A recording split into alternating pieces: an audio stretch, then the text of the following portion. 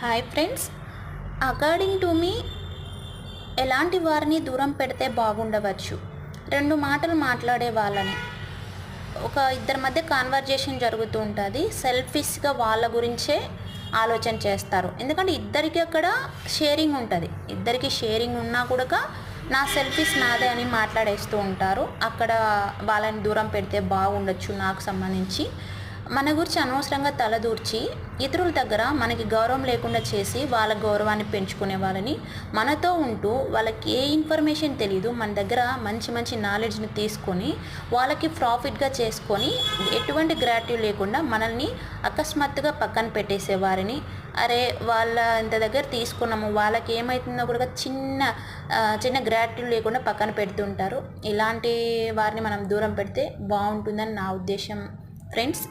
మీకు నచ్చితే నా వీడియోస్ లైక్ చేయండి, షేర్ చేయండి. మరిన్ని ఇలాంటి వీడియో